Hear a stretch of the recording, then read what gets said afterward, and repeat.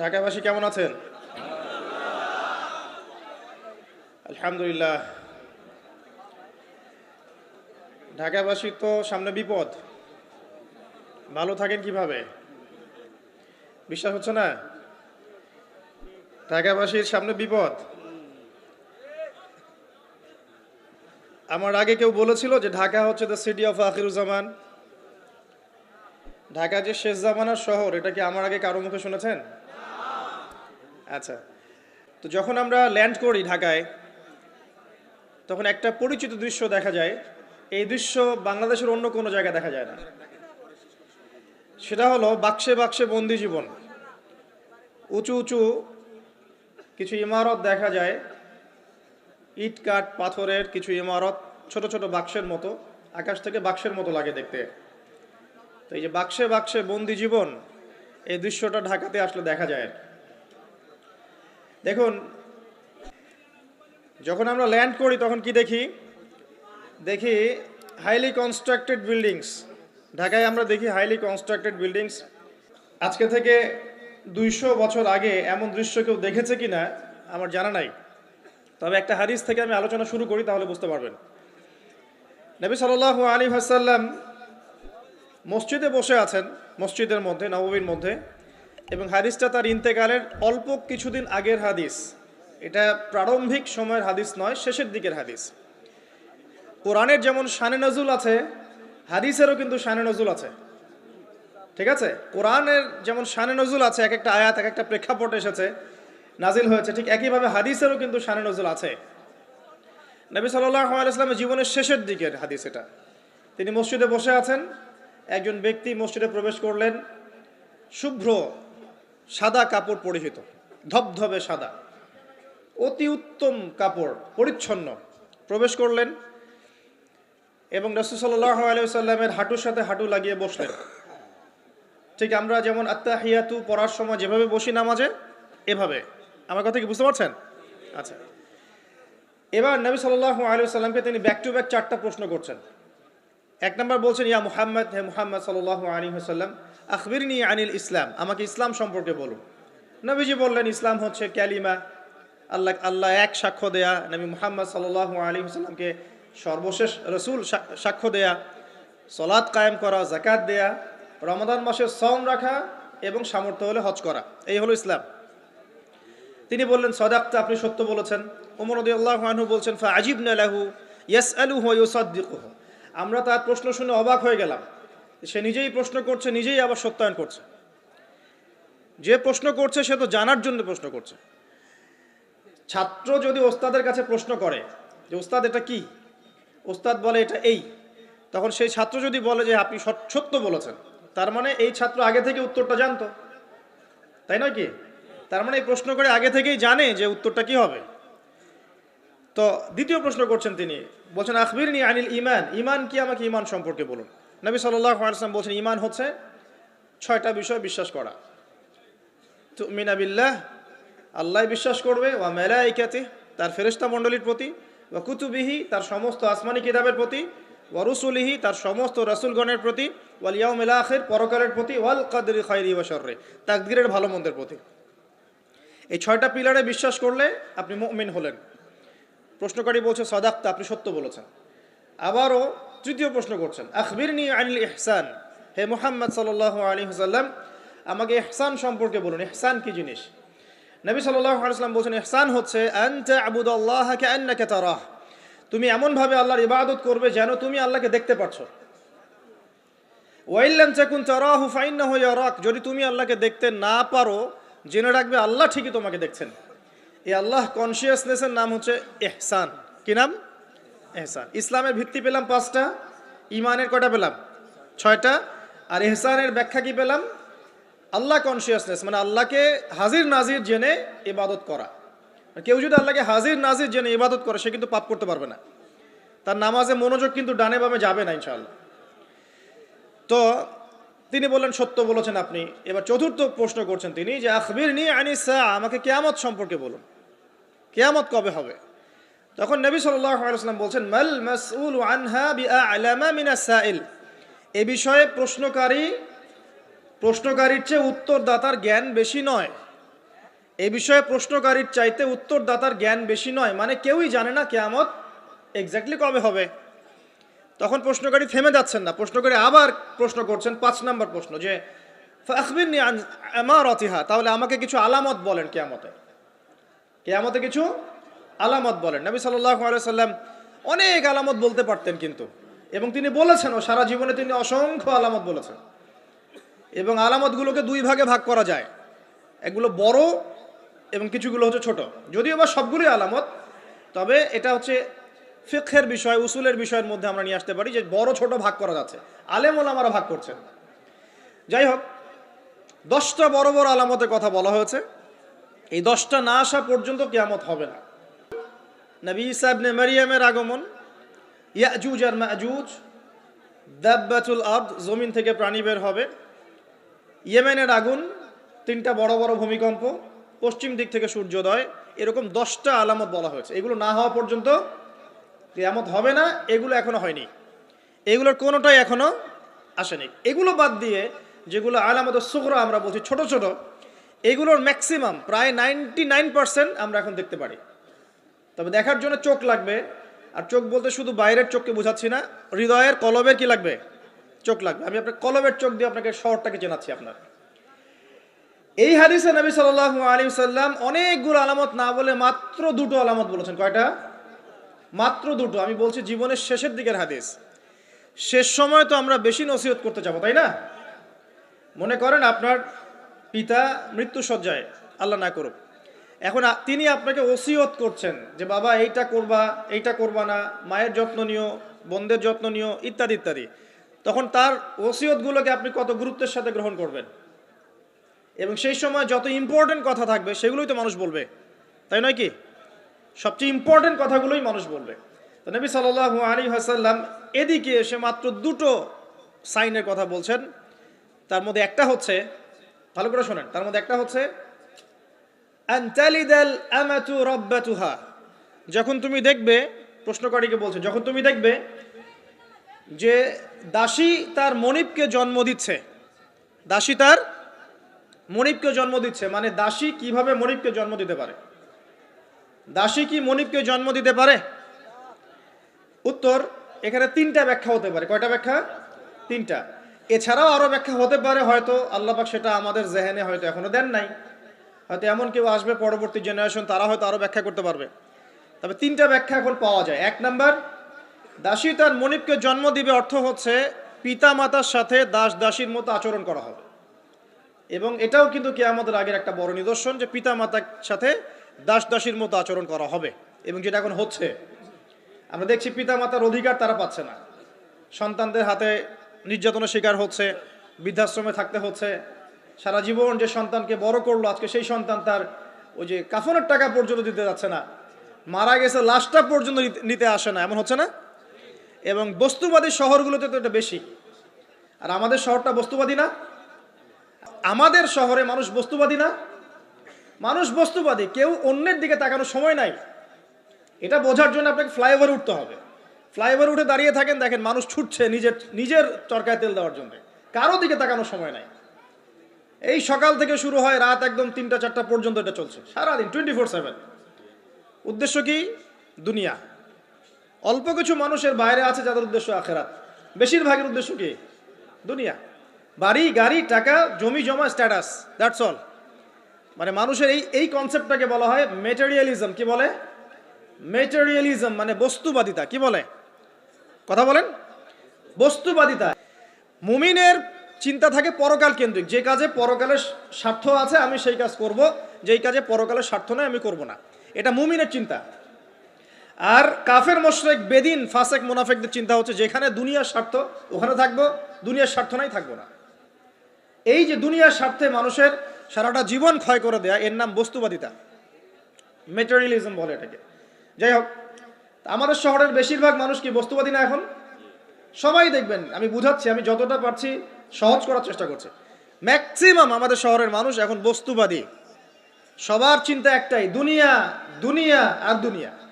যেই দুনিয়া সম্পর্কে নবী সাল্লাল্লাহু আলাইহি ওয়াসাল্লাম বলেছেন, একটু শোনেন, যে মনে করেন এটা একটা মহাসাগর। নবী সাল্লাল্লাহু আলাইহি ওয়াসাল্লাম বলছেন এখানে একটা আঙ্গুল ঢুকিয়ে দাও, দিয়ে বের করো।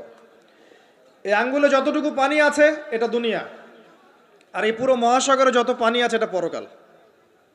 একদিন সাহাবীদেরকে নিয়ে নবী যাচ্ছেন সাল্লাল্লাহু আলাইহি সাল্লাম, একটা মৃত গাধা বা বকরির বাচ্চা পড়ে আছে, মৃত গাধা বকরির বাচ্চা। সাহাবীদেরকে বলছেন, হে আমার সাহাবীরা, তোমরা কি এই বকরির বাচ্চাটাকে 1 দিরহামের বিনিময়ে কিনতে চাও? কিসের বিনিময়ে? 1 দিরহাম। তো দিরহাম কি জিনিস সেটা পরে বোঝাবো এখন ইনশাআল্লাহ, ওইগুলো এখন বুঝবেন না। দিরহাম কি জিনিস ওটা পরে বুঝবেন। দিরহাম থাকলে আর রিজার্ভ কমতো না, দিরহাম থাকতো যদি কোনো কান্ট্রি রিজার্ভ আর কমতো না। রিজার্ভ কমে ডলারের ভিত্তিতে, আর ডলার হচ্ছে এখন সারা ওয়ার্ল্ডের ডমিনেটিং কারেন্সি, ওটাকে হার্ড কারেন্সি বলে। মানে আপনি তেল কিনতে চান, 1 কোটি টাকা ব্রিফকেসে নিয়ে আমাদের আবু ধাবিতে চলে যান, গিয়ে শেখদেরকে বলেন যে আমাকে 1 কোটি টাকার তেল দেন, 1 ফোঁটাও তেল দিবেন আপনাকে, দিবে না। যতক্ষণ আপনি ওই টাকাটাকে ডলারে কনভার্ট করবেন তারপর দিবেন, আপনাকে তখন সুন্দর মতো তেল দিবে। এই dollar petrol, dollar petrol, petrol ছাড়া ডলারের এক্সচেঞ্জ নাই। এটা হচ্ছে পেট্রো ডলার মনিটরিং সিস্টেম। আপনার কাছে গোল্ড আছে মনে করেন, সোনা, এখন সোনাটাকে আপনি যে ভাঙাবেন, ভাঙিয়ে যে মানে কান্ট্রির অন্যান্য ডেভেলপমেন্টের কাজে লাগাবেন, তার জন্য ডলারের সিঁড়ি পার হয়ে যেতে হবে আপনাকে। অথচ এই দিনার এবং দিরহাম রাসূল সাল্লাল্লাহু আলাইহি ওয়াসাল্লামের যুগের কারেন্সি ছিল, দিনার দিরহাম, যার ইন্ট্রিনসিক ভ্যালু বা অন্তর্নিহিত মান কখনো কমে যাবে না। দেখাচ্ছি, দাঁড়ান, আমি এমনি এমনি করে কথা বলি না। আসহাবুল কাহফ কত বছর ঘুমিয়েছিলেন বলেন? 309 বছর। 309 বছর। পকেটের মধ্যে কিছু কয়েন ছিল, সোনার আর রূপার কয়েন। এই এলাকা ছেড়ে চলে গেছে, গুহার মধ্যে ঘুমিয়েছে, রাত কাটাবে, আল্লাহ পাক ঘুম পাড়িয়ে রেখেছেন 309 বছর। 309 বছর ঘুম থেকে ওঠার পর তারা বলছে, কেম লাবিস্তুম, তোমরা কতদিন ঘুমিয়েছো? একজন বলছে লাবিস না ইয়াওমান আও বা'দা ইয়াওম, একদিন ঘুমিয়েছি বা একদিনের কিছু অংশ ঘুমিয়েছে। ঠিক আছে, ঘুম থেকে উঠেছে, এখন ক্ষুধার্ত আমরা, যাও এই মুদ্রাগুলো নিয়ে বাজারে যাও, বাজারে গিয়ে দেখো ফালয়ানজুর আইয়ুহা আজকা তুআমা, খেয়াল করে দেখো কোন খাবারটা উত্তম পবিত্র, ওটা নিয়ে আসো। তো 309 বছর একটা মুদ্রা নিয়ে ঘুমানোর পরেও মুদ্রার মান কমে যায়নি। ওই টাকা দিয়ে ঠিকই রুটি কেনা গেছে। এখন আপনি আপনার কারেন্সিগুলো নিয়ে 309 বছর ঘুমানো লাগবে না, আপনি 10 বছর ঘুমান। 10 লাখ টাকা নিয়ে 10 বছর ঘুমান, 10 লাখ টাকার মান যদি 9 লাখ টাকায় না নেমে আনছে, তাহলে আমি নাম বদলাই ফেলাবো। এখন 1 লাখ, দাঁড়ান, ঠিক বলেন না, দাঁড়ান, বুঝেন আগে। এখন এই যে 1 লাখ টাকার মানটা হারালেন আপনি, 1 লাখ টাকার মানটা আপনি হারিয়ে ফেললেন, তো ওই 1 লাখ টাকা আর্ন করার জন্য আপনাকে শ্রম দিতে হয়নি? আপনার মাথার ঘাম পায়ে ফেলতে হয়েছে না? তাহলে আপনার শ্রমটা গেল কোথায়? তাহলে কেউ আপনার শ্রমটা লুটে পুটে খেয়ে ফেললো। যেহেতু আপনার কারেন্সির মানটা ডলার বেসড, এই কারণে ওই মনিটরিং সিস্টেম যারা চালায় ওরা আপনার এভাবে করে শ্রমটাকে সিজ করে ফেলে দেবে। আর আমি যদি আপনাকে আমার ফার্মে কাজ করিয়ে সারাদিন কাজ করানোর পরে আপনাকে কোনো পারিশ্রমিক না দেই, শ্রমের কোনো মূল্য না দেই, আপনি আমাকে জালেম বলবেন না? বলবেন কি না? ঠিক এই কারণে আমরা বলছি এই মনিটরিং সিস্টেমটাই জুলুম। আর নবীজি বলছে দিনারের কথা বলছেন, দিরহামের কথা বলছেন। এটা যদি আপনার পকেটে থাকতো 309 বছর কেন, 1000 বছর পর উঠলে ওটার মান সেটাই থাকবে, কমতো না। এই হলো ইসলামিক কারেন্সি। এটা নিয়ে কথা বললে আবার এক শ্রেণীর ঘুমটাওয়ালা শায়েখ আছে, কিছু সত্য কথা ওরা হজম করতে পারে না। তখন দেখা যায় যে একটা ফতোয়া দিবে, এ খারেজি হয়ে গেছে, ফাইজলামি পাইছে আর কি। কে খারেজি একটু বলে নেই। খারেজি আকীদাটা কি আসলে? খারেজি আকীদা হচ্ছে কোনো ব্যক্তি অন্য কোনো মুসলমানকে যদি কবিরা গুনাহ করার কারণে কাফের মনে করে। কথা বোঝেন? আপনি সুদ খেয়েছেন বা ঘুষ খেয়েছেন বা জেনা করেছেন, এগুলো কবিরা গুনাহ। এখন আমি যদি বলি যে সুদ ঘুষ জেনা করার কারণে আপনি কাফের হয়ে গেছেন, আপনাকে হত্যা করা জায়েজ, তাহলে আমি খারেজি। বুঝতে পারছেন কথা? কিন্তু আমি কি কখনো এরকম কোনো কথা বলেছি? এই যে মনিটরিং সিস্টেম নিয়ে কথা বললাম, এর সাথে কবিরা গুনার কি সম্পর্ক আর খাওয়ারিজমের কি সম্পর্ক? আবার কোনো কোনো ক্ষেত্রে দেখা যায় যে পলিটিক্যাল সমালোচনা করলে খারাজি টাইটেল দিয়ে দিবে। ওই যে বললাম, আমাদের শেখদের কাছে যান মিডল ইস্টের, গিয়ে আপনি দেন, টাকা দেন, তেল দিবে না, ডলার না দিলে বলবে এই যে এন্টি মিডল ইস্ট কথা বলেছে, অতএব সে খারিজ হয়ে গেছে। আর আমি আপনাকে একটা এক্সাম্পল দিই, শোনেন, বোঝেন কথাগুলো, বোঝেন। ইয়াজিদের নাম শুনেছেন? ইয়াজিদ ভালো শাসক ছিল না খারাপ শাসক ছিল? তার আমলে হুসাইন রাদিয়াল্লাহু আনহু শাহাদাতের ঘটনা ঘটেছে, হাররার যুদ্ধ ঘটেছে, সে মদিনা আক্রমণ করেছে, মক্কাও আক্রমণ করেছিল, ম্যাসাকার করেছে। বহু সাহাবী তার এই শাসন মেনে নেয় নাই।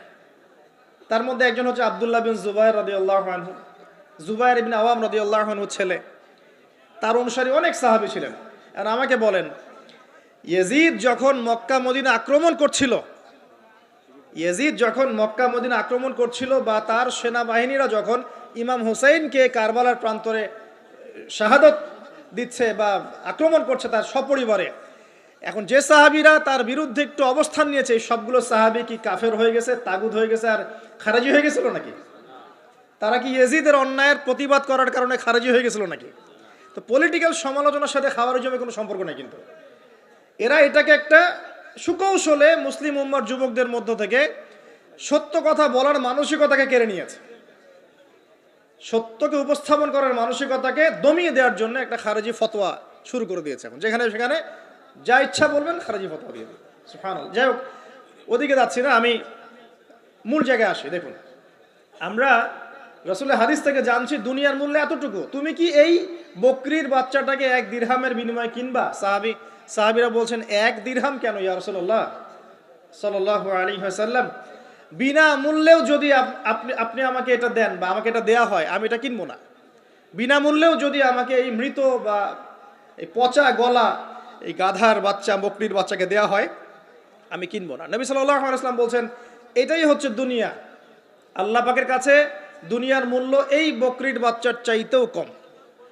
তো এখন আমরা যারা বস্তুবাদিতায় লিপ্ত আছি, দুনিয়ার এই যে ফিকির, সারাদিন দুনিয়ার ফিকির মানুষকে এমনভাবে পেয়ে বসে না, মানুষ দুনিয়ার আলাপ ছাড়া কোনো কথাই বলতে চায় না। দেখবেন একজন আলেমের কাছে বসবেন, সে আপনাকে কোরআনের কথা বলবে, হাদিসের কথা বলবে। একজন দুনিয়াদার মানুষের পাশে বসবেন, 1 ঘন্টা বসে থাকলেও একটা কোরআনের কথা বলবে না, আর হাদিসের কথা মুখ থেকে বের হবে না। আর তার মাথাটা ফাংশন হয়ে গেছে দুনিয়া দিয়ে।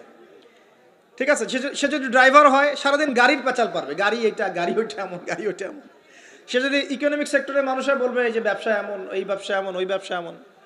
সুদী মহাজন হয়, বলবে এই এখানে সুদ দিলে এত হবে, এখানে দিলে এত হবে। আর পলিটিক্স যদি করে তাহলে সারাদিন পলিটিক্যাল আলাপ করবে।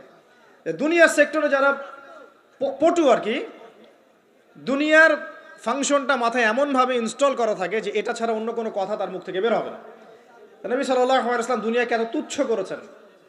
এখন আমি আপনাকে বোঝাচ্ছিলাম যে আনতালিদাল আমাতু রাব্বাতুহা, দাসী তার মনিবকে জন্ম দিবে, এর অর্থ একটা এই যে পিতামাতার সাথে এখন দাসীর মতো আচরণ করা হবে। সেটা কি হচ্ছে না বলেন? এটা যারা পিতামাতা হয়েছেন, বার্ধক্যে চলে গেছেন, তারা খুব ভালো করে জানেন যেই সন্তানের জন্য সারাটা জীবন তারা মাথার ঘাম পায়ে ফেললেন, এই সন্তান তার খোঁজ খবর পর্যন্ত নেয় না। এখন ব্রিটেন, অক্সফোর্ড, হার্ভার্ড থেকে পড়ে আসছে, ঢাকা বিশ্ববিদ্যালয় থেকে বড় বড় ডিগ্রি নিয়ে আসছে, তার বাবা এখন থাকে বৃদ্ধাশ্রমে। জাহাঙ্গীরনগর ইউনিভার্সিটির একজন প্রফেসর, তিনি বৃদ্ধাশ্রমে আছেন। একটা ভিডিও দেখলাম তার, তিনি বলছেন যে আমি আমার পরিবারের জন্য কি না করেছি, আজকে আমি এত বড় প্রফেসর হওয়ার পরে আমার শেষ জীবনটা এখানে কাটছে। মাঝে মাঝে এগুলো দেখলে মনে হয়, মনটা চায় যে আমরাও কিছু বৃদ্ধাশ্রম করি, যাদেরকে আল্লাহ পাক তৌফিক দিয়েছেন আপনারা করবেন। যদিও ইসলামে বৃদ্ধাশ্রমের কোনো জায়গা নাই, মায়ের পায়ের নিচেই সন্তানের বেহেশত, কিন্তু এখন পরিবেশ এত খারাপ যে কিছু কিছু বৃদ্ধাশ্রমের দরকার হয়ে পড়েছে। জাতীয় একটা দৈনিক পত্রিকা দেখলাম, তারা বলছে যে এখন বৃদ্ধাশ্রম সময়ের দাবি হয়ে গেছে, বৃদ্ধাশ্রম এখন সময়ের দাবি হয়ে গেছে। আপনাদের সামর্থ্য থাকলে আপনারা করবেন। শেষ জীবনটা যেন আমাদের এই বার্ধক্যে উপনীত হওয়া মায়েরা এবং বাবারা, তারা যেন আল্লাহর ইবাদত করে কাটাতে পারে এমন একটা পরিবেশ তৈরি করে দিবেন। টেনশন ফ্রি ভাবে তারা যেন 3 বেলা খায়, জিকির আজগার করে, তাসবিহ তাহলিল করে, কোরআন তেলাওয়াত করে, শেষ জীবনটা যেন ঈমান ইসলামের উপর থেকে মৃত্যুবরণ করতে পারে, এরকম একটা ব্যবস্থা করে দেন। ইনশাআল্লাহ বহুত নেকি হবে ইনশাআল্লাহ। আল্লাহ পাক আপনাকে বরকত দিবেন ইনশাআল্লাহ। এটা একটা ব্যাখ্যা হতে পারে। সেকেন্ড ব্যাখ্যা হতে পারে এই, দাসী তার মনিবকে জন্ম দিবে অর্থ হচ্ছে এই যে সমাজের ন্যায় অন্যায়, হক বাতিলের মানদণ্ড উল্টে যাবে। কারণ দাসী মনিবকে জন্ম দিতে পারে না, পারে? তার মানে একটা ব্যাখ্যা এটাও হতে পারে, সত্য মিথ্যা হয়ে যাবে, মিথ্যা সত্য হয়ে যাবে কিয়ামতের আগে আগে, হক বাতিল হয়ে যাবে, বাতিল হক হয়ে যাবে। ঠিক এটাও অন্যান্য হাদিসে এসেছে, সত্যবাদীকে বলা হবে মিথ্যাবাদী, মিথ্যাবাদীকে বলা হবে পরম সত্যবাদী। যে ব্যক্তি আমানতদার তাকে বলা হবে খেয়ানতকারী, যে খেয়ানতকারী তাকে বলা হবে পরম আমানতদার। এটা হচ্ছে না এখন আমাদের এই বিজি শহরগুলোতে, এটা হচ্ছে না। আমাদের এখানে বিশ্বাসটা এতই কমে গেছে, দেখবেন কোনো মানুষ যদি সেধে কাউকে খাওয়ায়, আসেন হোটেলে বসেন খান, সন্দেহের চোখে তাকাবে যে না জানি আমাকে কি খাওয়ায় দিল, আমাকে খাওয়ায় আবার কি লুটপাট করে, তাই না? দেখেন আমাদের শহর থেকে বিশ্বাসটা কমে গেছে না? একটা বন্ধন টিকে থাকে বিশ্বাসের উপরে। আমি বলি যে একটা সম্পর্ক শুধুমাত্র ভালোবাসার ভিত্তিতে টিকে থাকে না। ভালোবাসার চেয়ে বড় জিনিস হচ্ছে বিশ্বাস। আর সেই বিশ্বাস যখন উঠে যায় তখন পরিবার ভেঙে যায়, স্বামী স্ত্রীর বন্ধন ভেঙে যায়, সামাজিক কাঠামো ভেঙে যায়। আমাদের সমাজ থেকে বিশ্বাসটা উঠে গেছে, দেখবেন কেউ কাউকে বিশ্বাস করতে পারে না। হ্যাঁ, তো এই যে বস্তুবাদিতা আমাদের বিশ্বাসটাকে নষ্ট করে ফেললো। খেয়াল করে দেখেন, এই রাত্রেবেলা গাড়ি নিয়ে যাবেন, রাস্তায় যদি কেউ দাঁড়িয়ে থাকে, ভাই আমি খুব বিপদে পড়েছি একটু লিফট দেন, ভয়েই দাঁড়াবো না এখানে গাড়ি নিয়ে, না জানি আবার কোন ট্র্যাপে ফেলায়, তাই না? বিশ্বাস প্রতারণার কি যুগ! কেউ কাউকে বিশ্বাস করতে পারছে না, কেউ কাউকে বিশ্বাস করতে পারছে না। স্বামী তার স্ত্রীকে বিশ্বাস করে না। এই শহরে বহু স্বামী আছে এই শহরের, স্ত্রীকে বিশ্বাস করে না, কারণ জানে যে আমি বাইরে গেলে ফোনে অনেকগুলো বেটার সাথে লাইন মারে, স্বামী খুব ভালো করে যায়। এ কারণে দেখা যায় স্বামীও বাইরে আবার কয়েকটা একাধিক ওই যে বলবো উপস্ত্রী উপপত্নী জোগাড় করে রেখে দিচ্ছে, আছে না? মেয়ে স্ত্রী বাসায়, স্বামী যখন চলে যায় স্ত্রী অন্যের সাথে পরকিয়া করে, আবার স্বামী বাইরে গিয়ে স্ত্রীকে বাদ দিয়ে অন্য মেয়ের সাথে পরকিয়া করে। এই জিনিসটাই শহরে বেশি না কম বলেন? লজ্জা করেন না, সত্যি কথা বলেন, এটা বেশি না কম? বেশি, দিন দিন বাড়ছে। আর যে মিডিয়াগুলো আমরা দেখি এগুলোই শিখায় আমাদেরকে, পরকিয়া শিখায় না? পরকিয়া শিখায়। আর এটা যে এত ভয়াবহ মহামারী আকার ধারণ করেছে না, যে অনেক ক্ষেত্রে দেখা যায় স্বামী অফিসে যাওয়ার সাথে সাথেই বয়ফ্রেন্ড বাসায় হাজির। এই যে বাক্সে বাক্সে বন্দি জীবন বললাম, বাক্সে বাক্সে বন্দি, ফ্ল্যাটের ভিতরে তো ঢুকলে আর বোঝা যায় না ভিতরে কি হচ্ছে। কত ফ্ল্যাটে যে জেনা হয় এখন এই শহরে আল্লাহ ভালো জানে। এই ফ্ল্যাটের প্রত্যেকটা ইঞ্চি ইঞ্চি মাটি আল্লাহর কাছে সাক্ষী দিবে। যেখানে যে মাটিতে বসে অবিবাহিত যুবক যুবতী জেনা করেছে আর বিবাহিত যুবক যুবতীরা এবং এই স্বামী স্ত্রীরা জেনা করেছে, এর ইঞ্চি ইঞ্চি মাটি আল্লাহর কাছে কথা বলবে। এর ইঞ্চি ইঞ্চি মাটি আল্লাহর সামনে কথা বলবে। ইযা যুলজিলাতিল আরদু জিলজালাহা ওয়া আখরাজাতিল আরদি আথকালাহা ওয়া ক্বালা লিল ইনসানু মা লাহা ইয়াওমাইযিন তুহাদ্দিসু আখবারাহা। সেদিন তুহাদ্দিসু আখবারাহা, জমিন তার খবর বলবে আল্লাহর কাছে। জমিনের কোথায় কোন পাপ হয়েছে সব বলে দিবে। এই জমিনে এখানে দাঁড়িয়ে জেনা করেছে, ওইখানে দাঁড়িয়ে মদ খেয়েছে, ওইখানে কাউকে খুন করেছে, জমিন বলে দিবে। একটা কথা এখানে মাঝখানে বলে দেই, যারা অবিবাহিত যুবক যুবতী আছো, এই লেকচার তোমরা যারা শুনছো, তোমাদের মধ্যে কেউ যদি জেনা করে থাকো, অবিবাহিতর কথা বলছি, তোমাদের কাঁধের মধ্যে এখন 100 বেত্রাঘাতের শাস্তি ঝুলে আছে। সূরা নূরের 1 থেকে 3 নম্বর আয়াত পড়ে দেখবে, অবিবাহিত যুবক যুবতী যদি জেনা করে তাদের শাস্তি হচ্ছে 100 বেত্রাঘাত, তাও জনসমক্ষে, এবং এক বছরের জন্য নির্বাসন। এই বিধানগুলো যদি পৃথিবীর কোনো দেশেও না থাকে, আসমানে আছে। মরার সাথে সাথেই এই বিধান কার্যকর হবে ইনশাআল্লাহ। বুদ্ধি কি? একটাই উপায় আছে। এই লেকচার কানে চলে গেছে, অনতিবিলম্বে অজু করবে। অজু করে খালেসভাবে রাতের শেষ রাতে জায়নামাজ বিছাবে। জায়নামাজ বিছিয়ে আল্লাহর সামনে দাঁড়িয়ে 2 রাকাত নামাজ পড়বে। পড়ে নিজের পাপের কথা স্মরণ করে চোখ দিয়ে দরদর করে পানি ফেলে দিবে। আল্লাহকে সেজদায় গিয়ে বলবে, আল্লাহ আমি জেনা করেছি, আমাকে মাফ করে দাও। আল্লাহ আমার এই পাপের কথা কেউ জানে না, তুমি জানো, মাফ করে দাও। এই মাফ নেওয়ার পরে আবার ওই যার সাথে করেছেন ওর সাথে আবার লিঙ্ক আপ করার চেষ্টা করেন না। আসো আমরা জেনা করেছিলাম, আসো বিয়ে করে নেই, এটা সলিউশন না। জেনা করেছেন, আগে তওবা করে ফিরে আসতে হবে, তারপরে পুরো জীবন ইসলামিক লাইফ লিড করতে হবে। আল্লাহ যদি দেখেন যে হ্যাঁ আপনি ঠিকঠাক তওবা করে আল্লাহর পথে চলছেন, আল্লাহ তখন আপনাকে নেককার স্ত্রী দিবে ইনশাআল্লাহ। এই এই এই একমাত্র রাস্তা যুবকদের জন্য এবং যুবতীদের জন্যও। যুবকরা না হলে পার পেয়ে যেতে পারে, কারণ একটা কথা সমাজে প্রচলিত আছে না, যে ছেলে মানুষের ইজ্জত তো সহজে যায় না, গোপন হয়ে গেছে, কেউ জানে না, আল্লাহ মাফ করে দিয়েছেন, সে হয়তো পার পেয়ে গেল। কিন্তু এই যে মেয়ে, তুমি যে 8-10টা ছেলের সাথে জেনা করেছো, তোমার ইজ্জতের কি হবে? তোমার যে সতীত্ব তুমি নষ্ট করেছো, তুমি তো বিয়ের পর কোনো ঘরে গেলে সে হাজবেন্ডও বুঝতে পারবে তুমি আর সতী সাধী নও। তখন তোমার কি হবে? এটা গেল স্বেচ্ছায় জেনা। আর যদি আপনি ধর্ষণ করে থাকেন কাউকে, তাহলে তার হক তাকে ফেরত দিতে হবে। কিভাবে দিবেন সেটা আপনার বিষয়। আল্লাহর কাছে ক্ষমা চান, ইস্তেগফার করেন। জেনার ফলশ্রুতিতে সমাজে মহামারী নেমে আসে। জেনা, পরকীয়া, অশ্লীলতার কারণে সমাজে এমন সব রোগ ব্যাধির উদ্ভব হয় যেগুলো কখনো ছিল না। এই শহরটা জেনার শহর, আমাদের এই ঢাকা শহর জেনার শহর। আপনাকে এটা বোঝার জন্য আমার লেকচার না শুনে আপনি পেপার পত্রিকা ঘাটেন, অনলাইন সার্চ করেন, দেখবেন এই শহরে আনাচে কানাচে জেনা হয় এবং ওপেন জেনা হয়। মানুষ জেনাকে হালাল মনে করে। এই শহরের যুবক যুবতী যারা একে অপরের সাথে বয়ফ্রেন্ড গার্লফ্রেন্ড কালচারে লিপ্ত আছে, এটাকে তারা হালাল মনে করে, কেউ হারামও মনে করে না। কত বড় সাহস দেখায়। আর রাস্তা দিয়ে আমরা হেঁটে গেলেও বয়ফ্রেন্ড গার্লফ্রেন্ড এসে আমাদেরকে সালাম দেয়, হুজুর আমাদের জন্য একটু দোয়া করেন। তো প্রত্যেকটা পার্কে পার্কে যাবেন, এই যে আপনাদের রেস্টুরেন্টগুলোতে যাবেন, দর্শনীয় যে স্পটগুলো সেখানে যাবেন, দেধার সে জেনা হচ্ছে, জেনা আর জেনা। আমি এই যুগের কথাই বলছি। নবী সাল্লাল্লাহু আলাইহি ওয়াসাল্লাম বলছেন, আমাদের নবী বলছেন, আমার উম্মতের একটা অংশ, সবাই না, আমার উম্মতের একটা অংশ অবশ্যই জেনাকে হালাল করে নেবে, অবশ্যই মদকে হালাল করে নেবে, মদ পান করবে কিন্তু মদের নাম অন্য দিবে, এবং তারা গান বাজনা বাদ্যযন্ত্র নর্তকীদেরকে হালাল মনে করে নিবে। নবী সাল্লাল্লাহু আলাইহি ওয়াসাল্লাম বলেছেন, যখন সমাজে এরকম পাপ বাড়ে তখন সমাজে এমন সব রোগ ব্যাধি আসে যা আগে কখনো ছিল না। এবং এদের ব্যাপারে নবীজি বলেছেন, একদিন সকালবেলা আল্লাহ পাক এদেরকে বানর এবং শুয়োর বানিয়ে দিবেন। কিয়ামতের আগে এই ঘটনাও ঘটবে, বিকৃত হবে। ভূমিধস, ভূমিকম্প, ভূমিধস এবং আকৃতির বিকৃতি, এগুলো আযাব আসবে আল্লাহর পক্ষ থেকে।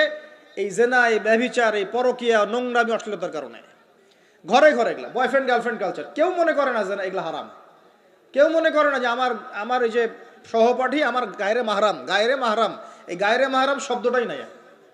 কাজিন, চাচাতো বোন, মামাতো বোন, খালাতো বোন, এই যে কাজিন, এরা জেনা করছে। পেপার পত্রিকা পড়েন, একটু অনলাইন ঘাটেন, দেখেন কোন যুগে আছেন আপনি। সমাজে ন্যায় অন্যায় হক বাতিলের মানদণ্ডই উল্টে যাবে। মানুষ ন্যায়কে অন্যায় মনে করবে, অন্যায়গুলোকে ন্যায় মনে করে নিবে। কোনো মানদণ্ড নাই, কোনো মানদণ্ড নাই। আমাদের শহরের এই অবস্থা, শান্তিতে কিভাবে ঘুমাবেন আপনি? নিশ্চিন্তে থাকবেন কিভাবে? কখন যে আল্লাহর গজব চলে আসে। কোরআনে একটা আয়াত আছে, যখন আল্লাহ পাকের গজব আসবে তখন শুধু জালেমদের উপর খাস করে আসবে না।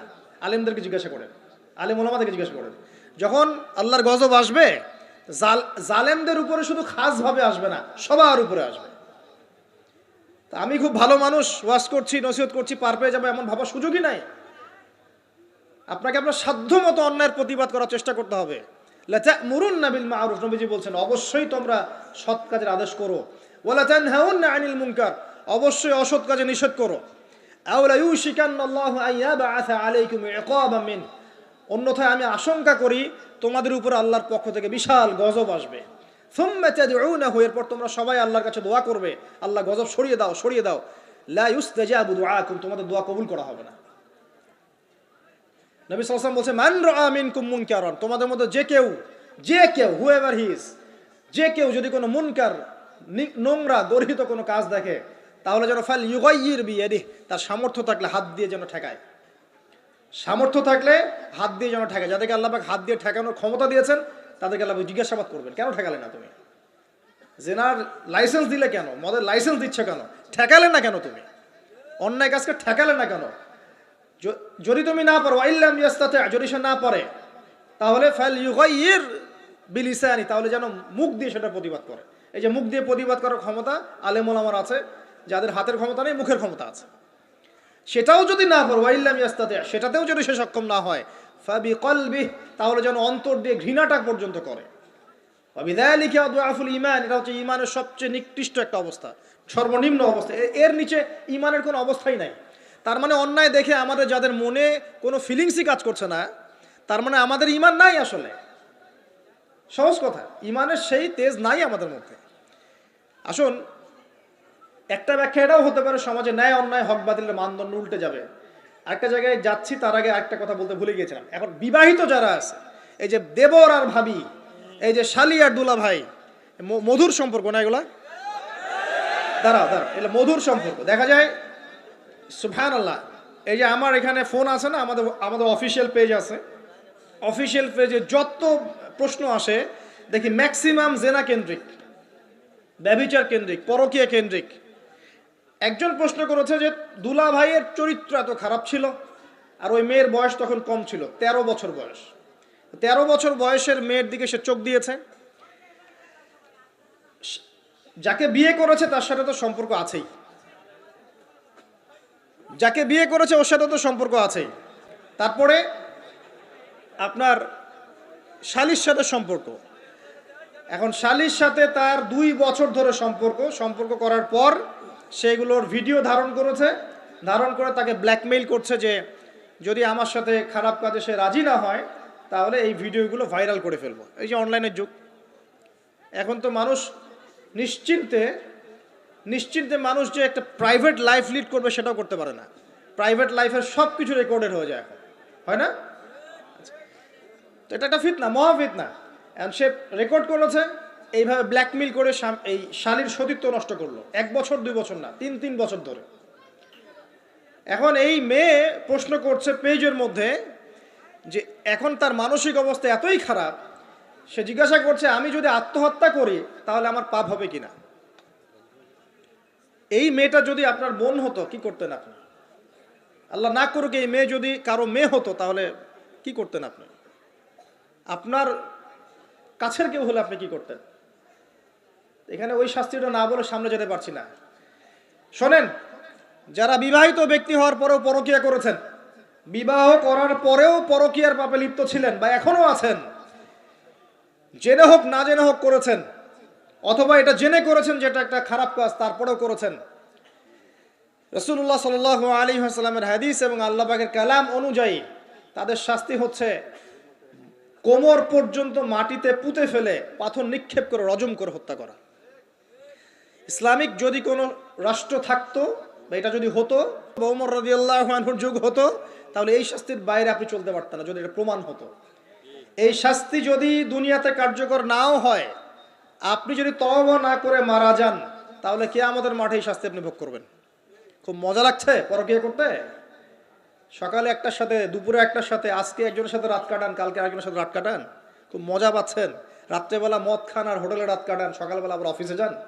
আমাদের শহরের এগুলা কালচার কোত্থেকে আসলো?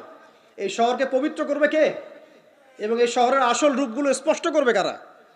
খুব মজা পাচ্ছেন এগুলোতে। সুবহানাল্লাহ। একটা বিষয় বুঝাই, ইসলামে কেসাস আছে, কেসাস। মনে করেন আমাকে কেউ হত্যা করেছে, আপনি তাকে হত্যা করতে পারবেন। মনে করেন আপনি কাউকে হত্যা করেছেন, ঠিক আমাদের লজের মতো কেউ যদি কাউকে হত্যা করে তাকে ফাঁসি দেওয়া হয় না, এরকমই কেউ যদি কাউকে হত্যা করে ইসলামের বিধান কেসাস করা, মানে হাতের বদলে হাত, চোখের বদলে চোখ, কানের বদলে কান, নাকের বদলে নাক, জানের বদলে জান, যদি প্রমাণ হয়। কিন্তু এখানেও হত্যাকারীর বাঁচার সুযোগ আছে। কিরকম? মনে করেন আপনি আমার পরিবারের কাউকে হত্যা করেছেন, আল্লাহ না করুক। এখন আপনি এসে আমাকে ক্ষমা চাচ্ছেন যে আমার ভুল হয়ে গেছে, আমি রক্তপণ দিব, আমাকে মাফ করে দেন। এখন আমাদের পরিবারে কি আপনাকে বললো ঠিক আছে আপনাকে মাফ করে দিলাম, আপনার কেসাস করার দরকার নেই, আপনি রক্তপণ দিয়ে দেন, তাহলে আপনি বেঁচে থাকার সুযোগ পেলেন। কথা বুঝতে পারছেন? আরেকটা হচ্ছে মুরতাদ। মনে করেন কেউ ইসলামের কিছু বিষয়কে অস্বীকার করেছে, তাকে জেলখানায় বন্দি করে রাখা হবে, সুযোগ দেওয়া হবে যে আপনি কি এগুলো জেনে শুনে বলেছেন নাকি এর উপর অটল থাকবেন না ফিরে আসবেন। সে যদি বলে না আমি তওবা করলাম, আমি এগুলো থেকে ফিরে আসলাম, ও বেঁচে থাকার অধিকার পেয়ে গেল।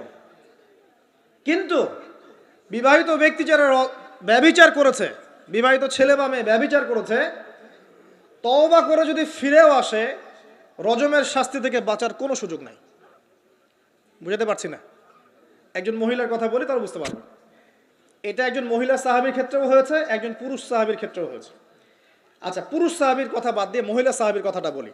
মহিলা সাহাবী এসেছেন, এসে নবীজিকে বলছেন ইয়া রাসূলুল্লাহ তাহিরনি, আমাকে পবিত্র করুন, আমি একটা অন্যায় করেছি, আমি বিশাল একটা অন্যায় করেছি। নবী সাল্লাল্লাহু আলাইহি ওয়াসাল্লাম বলছে কি করেছো তুমি? তখন সে বলছে আমি জিনা করেছি।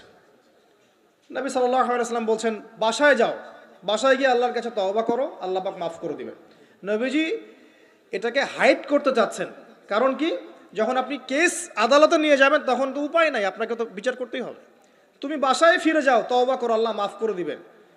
সে মহিলা নাছোড়বান্দা, না আমার বিচার করে দেন, আমার বিচার করে দেন, পরকালে আমি শাস্তি পেতে চাই না, দুনিয়াতে আমার বিচার করে দেন। নবী সাল্লাল্লাহু আলাইহি ওয়াসাল্লাম বলছে তুমি কি গর্ভবতী হয়েছো? হ্যাঁ, জেনার কারণে আমি গর্ভবতী হয়ে গেছি। এরকম হচ্ছে না এখন? আর যে অ্যাবর্শন করছে না ওই যে ক্লিনিকে গিয়ে, এটাও ট্রেন্ড হয়ে গেছে। হইল, সমস্যা কোথায়? কি এমন হয়েছে? আমার কি কেরিয়ার নষ্ট হয়ে গেছে? ফ্যামিনিস্ট নোংরা মেয়ে কোথাকার। তারপরে এই মেয়ে বলছে হ্যাঁ আমি গর্ভবতী হয়েছি ইয়া রাসূলুল্লাহ। নবী সাল্লাল্লাহু আলাইহি ওয়াসাল্লাম বলছেন বাসায় ফিরে যাও, সন্তান যখন খালাস হবে তারপরে এসো বিচার করে দেব।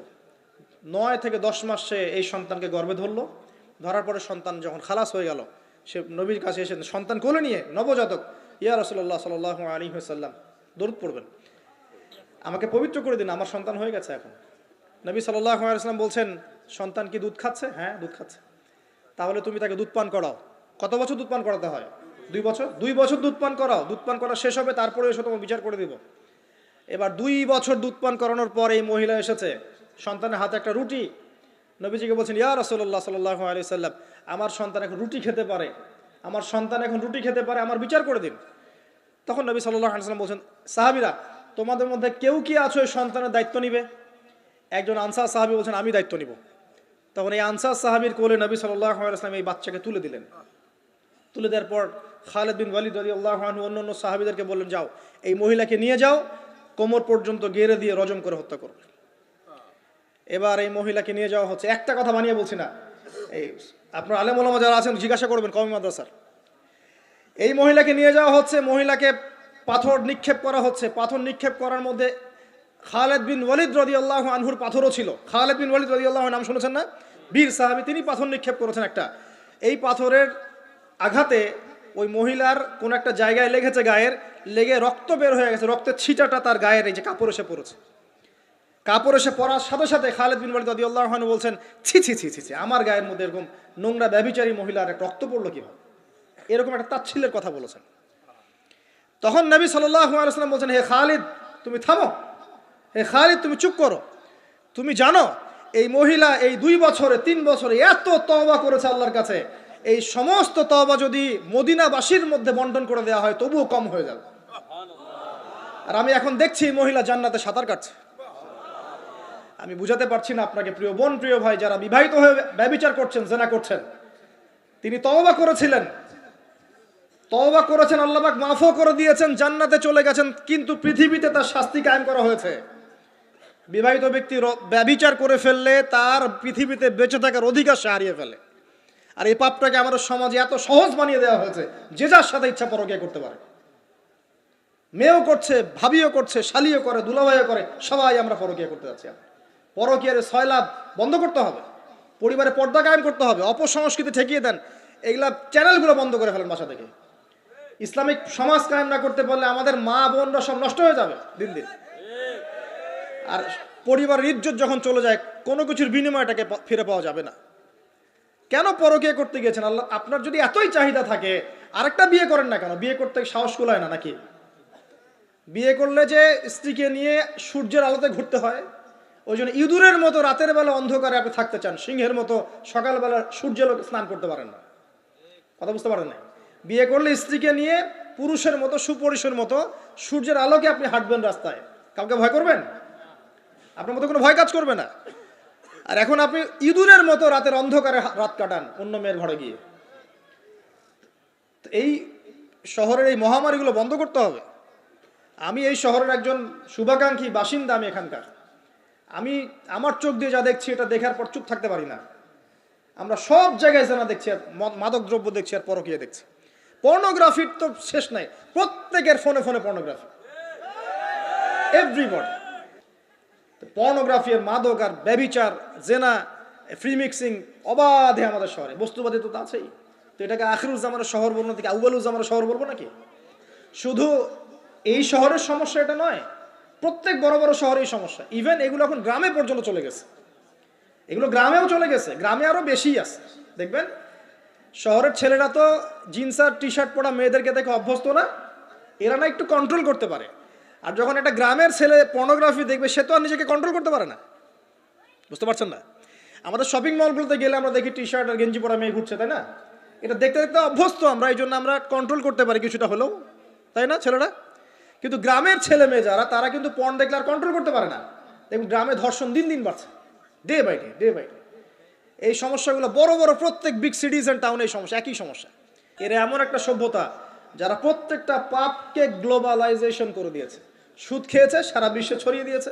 মদ খেয়েছে, সারা বিশ্বে ছড়িয়ে দিয়েছে। জেনা করেছে, সারা বিশ্বে ছড়িয়ে দিয়েছে। ফ্যামিলিস্ট রেভলিউশন সারা বিশ্বে ছড়িয়ে দিয়েছে। ব্যাংকিং, সুদভিত্তিক ব্যাংকিং সিস্টেম সারা বিশ্বে ছড়িয়ে দিয়েছে। প্রত্যেকটা সমস্যা দেখবেন ওখান থেকে সারা বিশ্বে ছড়িয়ে গেছে। আর আমরা মনে করি ওরাই নাকি মানবতার মুক্তির পথ দেখাবে। সুবহানাল্লাহ। ওরা আমাকে শিখাবে নারীর স্বাধীনতা, অধিকার? আমার কাছে কোরআন এবং সুন্নাহ আছে, রাসূল আছেন, আমার কাছে আল্লাহ আছেন। এগুলোকে বাদ দিয়ে তোমার কথা শুনতে হবে আমাকে? এরা আমাদেরকে বাঁচাবে না, বরং এরা সারা বিশ্বে ইয়াজুজ মাজুজের মতো ফিতনার ফাসাদ সৃষ্টি করে বেড়াচ্ছে।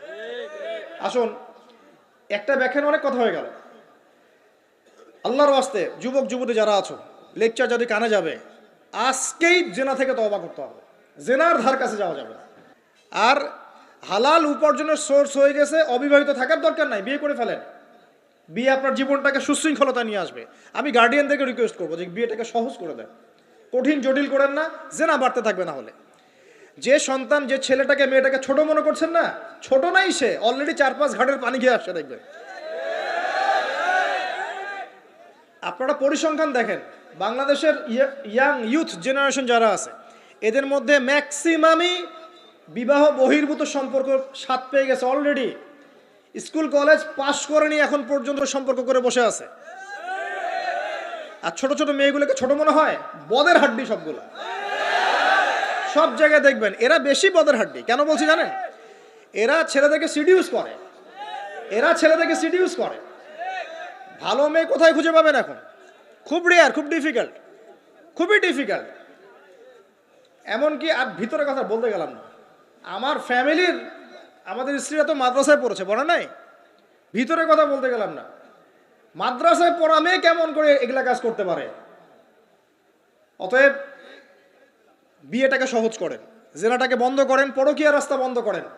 এগুলো শাস্তি দুনিয়াতে না পেলেও পরকালে পেতে হবে। কিন্তু রাসূলুল্লাহ সাল্লাল্লাহু আলাইহি ওয়াসাল্লাম মেরাজের রাতে গিয়ে দেখে এসেছেন যে একটা চুলা দেখেছেন, চুলা তন্দুর চুলার মতো, নিচের দিকটা ফাঁপা, উপরের দিকটা সরু, আগুন জ্বলছে দাউ দাউ করে, এক শ্রেণীর মানুষকে পোড়ানো হচ্ছে। আগুন যখন ফ্লো বাড়ছে, মানুষ উপরে আসছে, ফ্লো কমছে, নিচে নামছে, এভাবে আর কি। রাসূলুল্লাহ সাল্লাল্লাহু আলাইহি ওয়াসাল্লাম জিজ্ঞাসা করলেন, ইয়া জিবরিল, এরা কারা? জিবরাইল আলাইহিস সালাম বলছে, এরা আপনার উম্মতের সেই সব ব্যক্তি যারা জেনার পাপে লিপ্ত ছিল, এবং তাদের এই আযাব থেকে এত দুর্গন্ধ বের হচ্ছে কল্পনা করতে পারবেন না। আর এক শ্রেণীর লোককে দেখেছেন, সামনে এই যে ভালো গোশত, পাশে খারাপ পচা গোশত, বসে বসে পচা গোশত খাচ্ছে, ভালো গোশত খাচ্ছে না। শাস্তি হচ্ছে কবরে, বারজাখের জগতে। নবী জিজ্ঞাসা করছেন, এরা কারা? জিবরাইল আলাইহিস সালাম বলছে, এরা হচ্ছে আপনার উম্মতের সেই সব ব্যক্তি যাদের ঘরে পবিত্র স্বামী ছিল, পবিত্র স্ত্রী ছিল, তাদের সাথে সন্তুষ্ট না থেকে তারা পরকীয়া করেছে। আল্লাহ পাক আমাদের শহরটাকে হেফাজত করুন। আমি এখানে একটাই সলিউশন, ইসলামিক অনুশাসন, আদারওয়াইজ অন্য কোনো সলিউশন নাই। কতক্ষণ ভালো থাকবেন আপনি? চতুর্দিক থেকে আপনাকে জেনায় উদ্যুক্ত করা হচ্ছে। আপনি অনলাইনে ঢোকেন, এই যে ফোনটা নেন, ফেসবুকে ঢোকেন, ইউটিউবে ঢোকেন, খালি জেনা আর জেনা। মানে জেনাটাকে এমনভাবে দেখানো হয় যে কি যে মজার একটা বিষয়, কি যে মজা একটা। অথচ জানেন, জেনার মধ্যে যার্রা পরিমাণ কোনো সুখ নাই। আপনি হালালভাবে বিয়ে করেন, আপনি যে সুখটা পাবেন, আপনি শত শত জেনা করলে সে সুখ পাবেন না। আসেন, অনেক লম্বা না করে আমি ফিনিশিংয়ের দিকে টানছি এখন এদিক থেকে। দ্বিতীয় ব্যাখ্যা এটা হতে পারে যে সমাজে ন্যায় অন্যায়, হক বাতিলের মানদণ্ডই কি হবে? উল্টে যাবে। উল্টে গেছে কিনা? মানুষ এখন মিথ্যাবাদীকে সত্যবাদী মনে করে কিনা? এবং ওয়ার্ল্ডে যত বড় বড় মিথ্যা নিউজগুলো হয়, সবাই এগুলোকে সত্য মনে করে না। আর সত্য নিউজগুলোকে মানুষ মিথ্যা মনে করে। আমানতদার একটা ব্যক্তি বলে যে চরম খেয়ানতকারী ব্যক্তি বলে আমানতদার। যার চরিত্র দেখবেন সবচেয়ে খারাপ, ওকে বলছে একেবারে কি চরিত্র, মহান চরিত্র অধিকারী একটা। আর সবচেয়ে উন্নত চরিত্র অধিকারী নবী সাল্লাল্লাহু আলাইহি ওয়াসাল্লামকে মানুষ গালি দেয়, তাই না? তো দেখেন, মানদণ্ড উল্টে গেছে। আরেকটা ব্যাখ্যা বলছি এই হাদিসের শব্দটার, আনতালি দালামাতু রাব্বাতুহা। হ্যাঁ, সত্যি সত্যি দাসী মনিবকে জন্ম দিতে পারে, এটা বোঝার জন্য এই যুগটাই সবচেয়ে উৎকৃষ্ট। কিভাবে জন্ম দিতে পারে দেখুন, একটু মনোযোগ দেন। ফ্যামিনিস্ট রেভলিউশনের কারণে বহু মেয়ে বাইরের সভ্যতা, যারা এইসব কান্ট্রিতে না, বাইরের কান্ট্রিগুলোতে বাচ্চা কাচ্চা নেওয়ার সময় পায় না। ফ্যামিনিস্ট রেভলিউশনের কারণে বহু মেয়ে বাচ্চা কাচ্চা নেওয়ার সময় পায় না। বাচ্চা নিবে কিভাবে? এখন সন্তান তো দরকার। তখন কি করে, মধ্যবিত্ত নিম্ন মধ্যবিত্ত কান্ট্রিগুলো থেকে কিছু মেয়েকে হায়ার করা হয়, তাদের যে গর্ভটা এটাকে হায়ার করা হয়, যে তোমার গর্ভে আমার স্পার্ম ইনজেক্ট করা হবে এবং 9 মাস সেখানে সন্তানটা হবে, তারপর সন্তান জন্ম দিয়ে তুমি তোমার অনারিয়াম নিয়ে চলে যাবে। মনে করেন একটা কাপল, ওদের তো মেয়েদের বাচ্চা কাচ্চা নেওয়ার সময় নাই, তো প্রোগ্রেস এগিয়ে যাওয়া, ইজ্জতও থাকে না, 10-15 বছরের মধ্যেই সারা জীবন এভাবেই তারা চলে, 10টা-20টা জেনা হয়, এগুলো কোনো বিষয় না। ডিভোর্স তো সকালে বিয়ে হলে বিকেলে ডিভোর্স হয়, বাচ্চা কাচ্চা নেওয়ার ফুরসত নাই। একটা শ্রীলঙ্কার কোনো মেয়ের গর্ভ ভাড়া করেছে, এখন গর্ভের সন্তান হলো, সন্তান জন্ম দেওয়ার পরে এই সন্তানটা নিয়ে তাকে তার অনারিয়াম দেওয়া হচ্ছে $10,000-20,000 নিয়ে সে বাচ্চাটা দিয়ে দিল। এই যে বাচ্চাটা যে হলো, এই বাচ্চাটা হচ্ছে মনিবের, আর এই মেয়েটা হচ্ছে এখানে দাসী। এই যে দাসী তার মনিবকে জন্ম দিল কি দিল না, বুঝতে পারছেন না কথা মনে হয়। এই ব্যাখ্যাটা আজকে থেকে 30-40 বছর আগেও করা যেত না, এখন 30-40 বছরের মধ্যেই ব্যাখ্যাটা করা যায়। ইসলাম এভাবেই চিরপ্রাচীন, চির নতুন, চির আধুনিক। কথা বুঝতে পারছেন? অতএব এটা একটা আলামত নবীজি বলেছেন যে দাসী তার মনিবকে জন্ম দিবে, আরেকটা আলামত বলেছেন, এটা ব্যাখ্যা করে আমি শেষ করছি। দেখুন কোন হাদিসের কথা বলছি। ওই যে ব্যক্তি আসলো সাদা কাপড় পরে, 4টা প্রশ্ন করলো, তার মধ্যে শেষ প্রশ্ন হচ্ছে কিয়ামত কবে হবে। নবীজি বলছেন আমি তো জানি না, কারণ এক্স্যাক্টলি কোন ডেটা হবে আমরা কেউ জানি না। প্রশ্নকারী উত্তরদাতার জ্ঞান সমান। আলামত বলে দেন, প্রথম আলামত বললেন এটা। সেকেন্ড আলামত কি বলছেন, খুব ভালো করে শুনুন। দ্বিতীয় আলামত বলছেন ওয়ান তারাল, যখন তুমি দেখবে, ওয়ান তারাল হুফাতাল উরাতাল আলাতা রিয়াশাই ইয়াতাতাওয়ালুনা ফিল বুনিয়ান, এরকম 5টা শব্দ। যখন তুমি দেখবে সমাজের সবচেয়ে নিম্ন শ্রেণীর, বিনা কাপড়ের, বিনা জুতার, মানে কাপড় কেনার টাকা নাই, জুতা পরার টাকা নাই, নগ্ন পদের, নগ্ন দেখে, রিয়াশাই মানে হচ্ছে এই রাখাল শ্রেণীর মানুষ, এই শ্রেণীর মানুষরা যখন ইয়াতাতাওয়ালুনা ফিল বুনিয়ান, উঁচু উঁচু অট্টালিকা নির্মাণের প্রতিযোগিতা করবে, তখন তুমি কিয়ামতের অপেক্ষা করতে থাকো। জীবনের শেষের দিকের হাদিসে মাত্র 2টো আলামত, ঠিক এই যুগের কথাই নবীজি বলেছেন। এই যুগ যখন চোখের সামনে দেখতে পারবে, ফ্যান্টাসির সা, কিয়ামতের অপেক্ষা করো। যখন আমরা উপর থেকে ল্যান্ড করি শহরে, আমরা দেখি যে ইয়াতাতাওয়ালুনা ফিল বুনিয়ান, এই উঁচু উঁচু অট্টালিকা নির্মাণের প্রতিযোগিতা চলছে বাক্সে বাক্সে বন্দি জীবনে। তো কিভাবে সম্ভব, প্রশ্ন এখন একটা আপনার কাছে আমার, কিভাবে সম্ভব সমাজের সবচেয়ে নিম্ন শ্রেণীর মানুষ, রাখাল শ্রেণীর মানুষ, গায়ে কাপড় নাই, স্যান্ডেল নাই, কিভাবে পড়বে সে? উত্তর দেন, কিভাবে সম্ভব? উত্তর 2টো। এক, সুদের মধ্য দিয়ে সম্ভব, সুদের মধ্য দিয়ে সম্ভব। সবচেয়ে দরিদ্র মানুষের বিল্ডিং নির্মাণের প্রতিযোগিতা সম্ভব। সেকেন্ডটা হচ্ছে অন্যের সম্পদ আত্মসাৎ এবং করাপশন, এর মধ্য দিয়ে সম্ভব এটা করা। এবং এই জিনিসগুলোও শেষ জামানার আলামত। শেষ জামানার সুদ র্যাপিডলি বাড়তে থাকবে। একটা ব্যক্তি খুঁজে পাওয়া যাবে না মনে হয় যার গায়ে সুদের ছিটাফোঁটা গিয়ে লাগবে না। এই যে আমি বসে আছি, মনে করছেন আমি সুদ খাই না, বা আপনি খাচ্ছেন না, আপনি না খেলেও, প্রত্যক্ষভাবে না খেলেও পরোক্ষভাবে ঠিকই খাচ্ছেন। না খেলেও আপনার গায়ে সুদের ছিটাফোঁটা গিয়ে লাগছেই। এমন কোনো কান্ট্রি পৃথিবীতে নাই যেটা টোটালি সুদমুক্ত হতে পারবে এখন। IMF এর আন্ডারে আর ওয়ার্ল্ড ব্যাংকের আন্ডারে কোনো কান্ট্রি পারবে না। আপনি যাই নিতে যান, চড়া সুদের লোন দিতে হবে, আর এই লোন আমাদের পকেট থেকে শোধ করতে হবে। অতএব প্রত্যক্ষভাবে না খেলেও পরোক্ষভাবে আপনি খাচ্ছেন। হয় খাচ্ছেন, না হয় দিচ্ছেন, না হলে সাক্ষী থাকছেন, না হলে লিখে রাখছেন, কিছু একটা করছেন। এটা সেই জামানা। আর কি, করাপশন, অন্যের সম্পদ আত্মসাতের এই যে একটা প্রতিযোগিতা চলছে আমাদের অন্যায়ভাবে, এর মধ্য দিয়ে সম্ভব এই নিচু শ্রেণীর মানুষের অট্টালিকা নির্মাণের প্রতিযোগিতা। প্রিয় ভাইয়েরা, রাত অনেক গভীর হয়েছে, আর দীর্ঘ লম্বা করছি না, একটু কনক্লুশনের দিকে আসি, একটু মনোযোগ দেন। দেখুন, আলামাতুস সাআ নিয়ে পড়াশোনা করুন, পাশাপাশি কোরআন হাদিস পড়বেন অবশ্যই, এর পাশাপাশি ইকোনমিক্স পড়েন, ওয়ার্ল্ড অ্যাফেয়ার্স বোঝেন, হিস্ট্রি পড়েন। এগুলোকে কম্বাইন্ড করে আপনি দেখবেন যে আপনার বাহ্যিক চোখ, অভ্যন্তরীণ চোখ খুলে যাবে ইনশাআল্লাহ। তো আপনি বুঝতে পারবেন যে এখনকার সময় আর 100 বছর আগের সময় সেম না। এখন বহু কিছু দেখা যাচ্ছে যেগুলো আগে দেখা যেত না।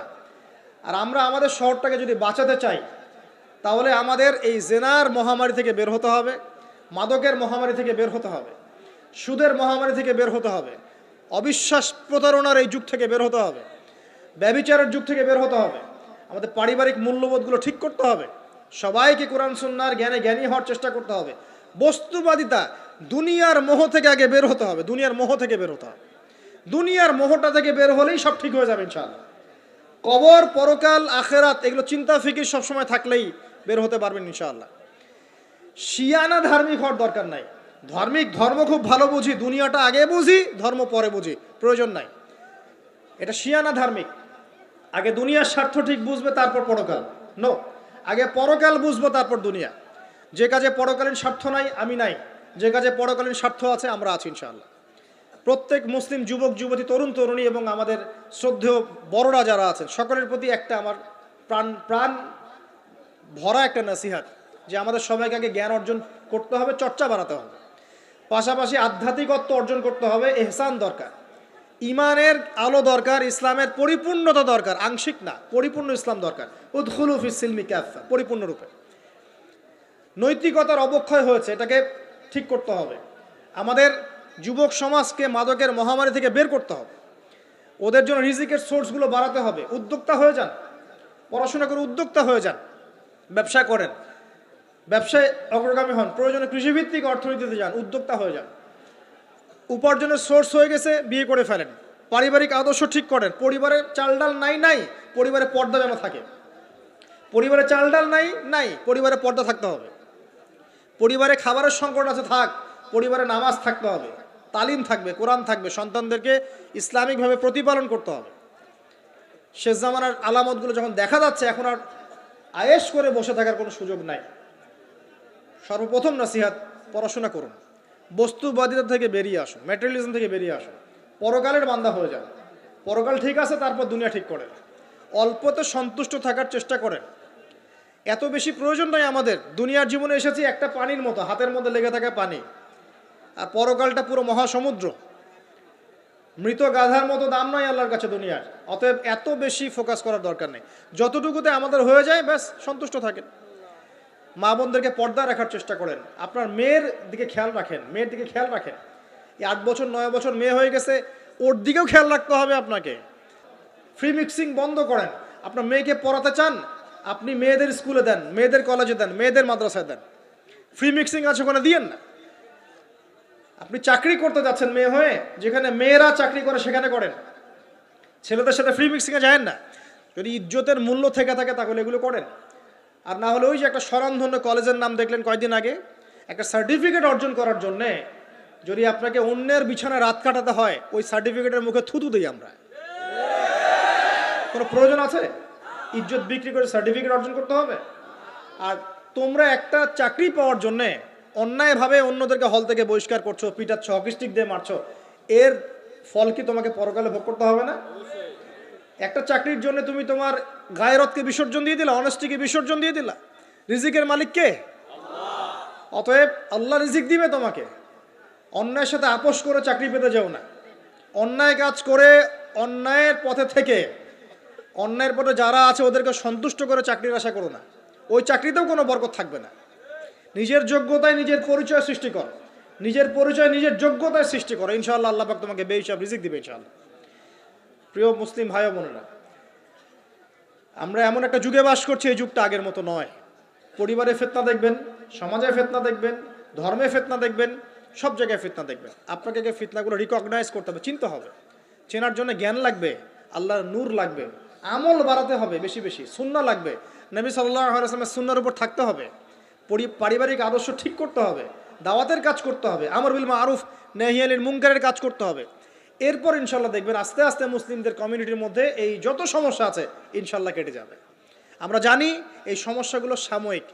পৃথিবী যেহেতু সাময়িক, পৃথিবীর সব কিছুই সাময়িক। পৃথিবী যেহেতু একটা সাময়িক জায়গা, এখানকার সব কিছুই সাময়িক। এখন যা চলছে পুরো বিশ্বে, এই অন্যায়, জুলুম, পাপাচার, বেহায়াপন, অশ্লীলতা কিছুই থাকবে না ইনশাআল্লাহ। আস্তে আস্তে মুসলিমরা এগিয়ে যাবে, নৈতিকতার উন্নয়ন হবে, মুসলিমদের জ্ঞান বাড়বে, ঐক্য হবে। আল্লাহ পাক আমাদের সবাইকে ইসলামের জন্য কবুল করে নিন, আমিন।